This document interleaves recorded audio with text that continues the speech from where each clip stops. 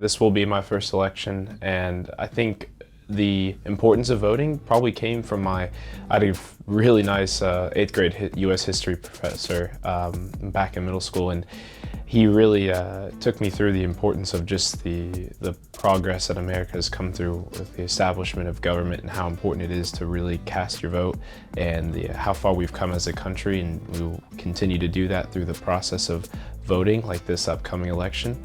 And I would say that around that time is when I was really starting to educate myself on the true significance of American history and how that really can, begin to influence my life individually. And so now I do have the chance to vote. It's really exciting to have the chance to fill in the ballot and, like I said, educate myself in the best way I can to make what I feel like is the best decision for our country. My plan to vote for the upcoming election is to do the mail-in option, just because I'm just from Titusville, Florida, and I'm currently here in Broward County. So I've gotten the Titusville ballot for Brevard County, and I will be exercising the mail-in option and taking it to the U.S. Postal Service here in the next couple of days. I think it's extremely important for people to set a plan. More importantly, the thought process going into the vote itself. There's just so much information out in the open world right now, and it's so easily accessed. So, it's a right. You have the right to vote. It's a civic duty, and you also have the right to inform yourself, and you also have the right to not inform yourself. So obviously it's better to be properly educated on the vote that you're making. You don't just want to bubble in just for the sake of bubbling in, because these are your decisions at the end of the day, and your vote is, we're living the results of individual votes. We get to decide the people in power to issue the policy.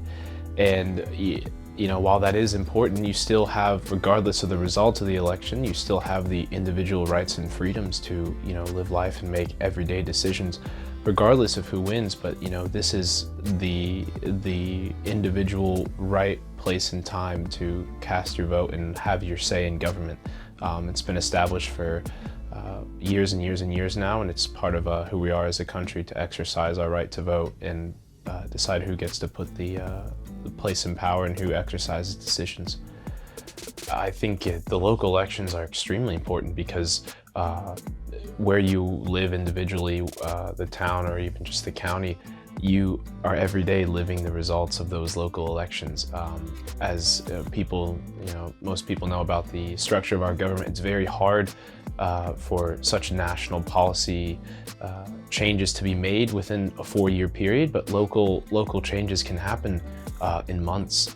And you literally can see results of local elections quite quickly, and that's why it's important to definitely pay attention to the local elections and educate yourself on who is running.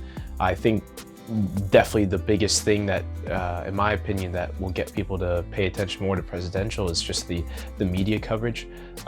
People spend an incredible amount of time on their phone, but it's very expensive to get media propaganda onto a platform such as a phone or a TV or anything like that. So most of my local elections from my town, I just see all these yard signs, and I'll drive past them every day. And in all honesty, it's like, oh, it's nice, there's an election, but it's really important to really pay attention to those things. And as I get older, I definitely notice it more and more, because before it's just my life is so planned out. You go to school and it's very hard to notice, but the older you get, the more things you notice.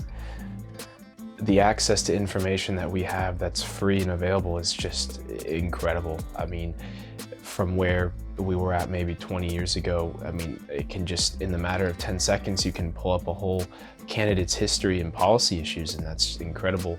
And it can maybe scare you or influence you in a good way, but the important part being is it's so easy to get to that decision point. And maybe, there's a lot of, I think this year more than ever, you see the push to really go out and vote. But maybe in the future, I feel like it can be a good thing to educate people on how to educate themselves properly and where to access the right information to get to a decision point. Because just the spreading the word to vote, you want people to really open that ballot and understand what is being laid right in front of their eyes. Because for some people, and I speak for myself, some of those policy issues, it can be quite confusing if you've been out of the election, the election world for quite some time, or you just haven't really understood what you're voting for. So I think voter education is extremely important, but it's all in the power of your individual control. I'm a man of, you gotta focus on what you can control, and if you come out of this election result, with a thought of, it should have gone this way or it should have gone this way, and you didn't choose to vote, to me, you don't really have much of a ground to say anything because you did not participate. I don't say that in a derogatory or a mean way. It's just you having the opportunity to influence, and you may feel like, oh, my vote is not going to count, or my vote is not really that influential.